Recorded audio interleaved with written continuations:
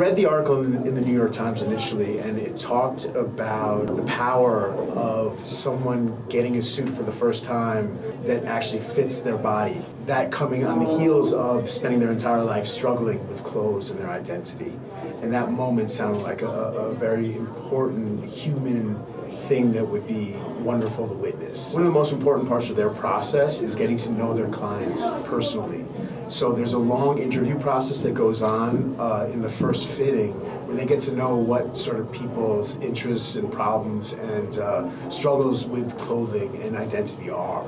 And that very much informs the way they design the suit ultimately. We all have had suits made by them, and the experience of looking through that fabric book and looking at the lining and seeing how many options there are for personalization, and then also Daniel and Ray have really reduced it to a science. They really understand how important accurate measurements are. I mean, I got things measured that parts of my body I didn't even know I had got measured. Like they basically measured my spleen. Like they just figure out your whole thing. I think I understood how important the process of putting on a suit that fit well would be for a trans or gender nonconforming person who's never had the experience of wearing clothes that reflected their identity before. But what I didn't understand was what a moving experience it would be just for me as somebody who is, a heteronormative person who relates to the gender they were assigned at birth, and still just the experience of not tugging at your clothes and feeling uncomfortable, and the experience of being like, this is for me and I'm in my skin. It's like armor, and it's really a powerful experience. We paid for the very first glimpse of it, but then we quickly showed it to HBO and they fell in love with it. And then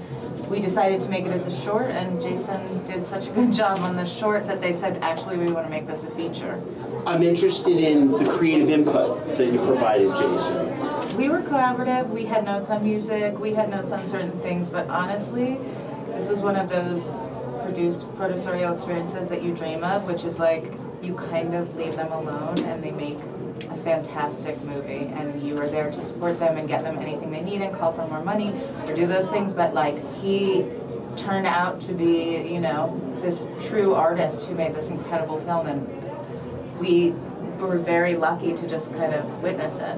We're working on another documentary with Jason. It's an East Village love story set in the 1980s, told mostly through dolls. It's a biopic of a deceased artist named Greer Langton, who left behind a very significant body of work that are, I hesitate to use the word dolls, they're doll-like, but they're very psychologically weighted.